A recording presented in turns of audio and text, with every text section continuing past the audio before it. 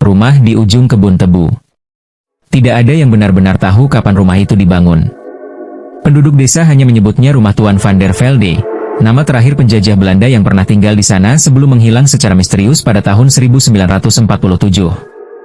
Rumah itu berdiri di ujung kebun tebu, terpisah dari permukiman warga oleh jalan tanah sempit yang sudah lama tak dilewati kendaraan. Dindingnya tinggi, kusam, dan dipenuhi lumut hitam. Jendela-jendela besar berdaun kayu selalu tertutup rapat, seakan rumah itu menolak melihat dunia luar. Anak-anak dilarang mendekat. Orang tua hanya berkata singkat, kalau malam, rumah itu masih berpenghuni. Aku datang ke desa itu sebagai penjaga bangunan cagar budaya. Tugasku sederhana, menjaga rumah peninggalan kolonial tersebut selama proyek pendataan berlangsung. Pemerintah daerah berencana menjadikannya museum kecil. Warga desa tidak menyambut rencana itu dengan baik.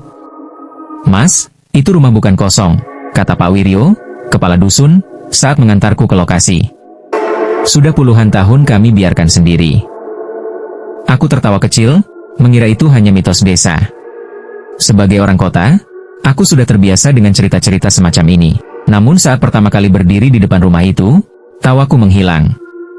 Udara di sekitarnya terasa berat. Bukan dingin, melainkan seperti tekanan yang menekan dada. Pintu kayu besar terbuka perlahan dengan bunyi krek, krek, meski tidak ada angin.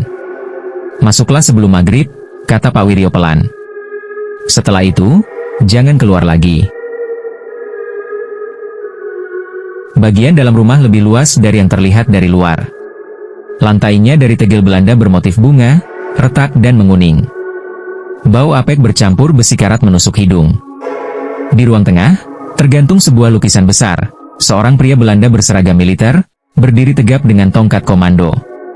Matanya tajam, seolah mengikuti setiap gerakanku. Di bawah lukisan itu, ada noda gelap di lantai. Bukan jamur. Bukan karat. Seperti bekas darah lama yang tak pernah bisa dibersihkan. Malam pertama ku lewati dengan tidur di ruang depan. Lampu minyak yang kubawa berkedip-kedip, bayanganku memanjang di dinding. Sekitar pukul 2 pagi, aku terbangun oleh suara langkah kaki dari lantai atas. Padahal, aku sendirian. Langkah itu berat, teratur, seperti sepatu bot tentara. Duk, duk, duk. Aku menahan napas, menatap tangga kayu yang gelap. Langkah itu berhenti tepat di ujung tangga. Lalu terdengar suara pelan, berbahasa Belanda. Aku tidak mengerti kata-katanya, tapi nadanya penuh amarah. Keesokan harinya, aku menemukan sebuah pintu kecil di belakang rumah yang sebelumnya tak kusadari. Pintu itu terkunci dan dipasangi palang besi. Di lantainya, ada goresan kuku. Seperti seseorang pernah mencoba keluar dari dalam. Aku bertanya pada Pak Wiryo sore itu. "Itu ruang tahanan," katanya lirih.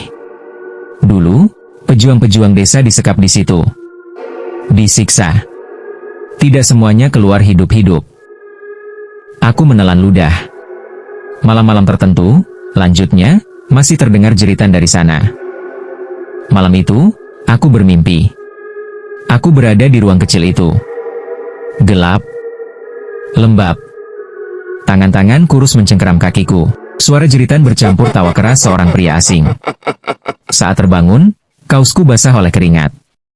Dan yang lebih mengerikan, di kakiku, ada bekas lebam jari manusia. Setiap malam, tepat pukul 3, rumah itu hidup. Pintu berderit sendiri. Jendela bergetar. Langkah kaki mondar-mandir. Suatu malam, aku memberanikan diri naik ke lantai 2. Lorong panjang dengan pintu-pintu kamar di kanan kiri. Beberapa pintu terbuka sedikit, memperlihatkan kegelapan pekat. Dari ujung lorong, aku melihat seorang pria tinggi berdiri membelakangiku. Seragamnya lusuh, berlumur noda hitam. Tangannya memegang cambuk. Aku memanggil pelan. "Pak." Ia berbalik perlahan. Wajahnya kosong. Tanpa mata. Tanpa hidung. Mulutnya tersenyum lebar, tidak wajar. Ia melangkah mendekat. Aku berlari menuruni tangga, terjatuh, dan pingsan. Aku sadar di luar rumah. Warga desa mengelilingiku. Pak Wiryo berlutut di sampingku. "Kami sudah bilang," katanya sedih. Dia tidak suka ada orang baru. Aku memohon untuk pergi. Tapi sebelum itu, Pak Wiryo berkata satu hal yang membuat darahku membeku. Tuan van der Velde tidak pernah pergi dari rumah itu, ujarnya. Dia mati dibunuh oleh para tawanan, tapi arwahnya terikat oleh dendam. Dan sekarang, lanjutnya pelan, dia sudah menandai emas. Saat aku menoleh ke kaki kiriku, lebam itu kembali muncul. Lebih jelas. Seperti pegangan tangan yang semakin kuat. Aku meninggalkan desa itu keesokan harinya. Namun sejak saat itu, setiap pukul 3 pagi, aku mendengar langkah sepatu bot di lorong rumahku. Dan di cermin, terkadang kulihat seorang pria tinggi berdiri di belakangku. Tersenyum tanpa wajah.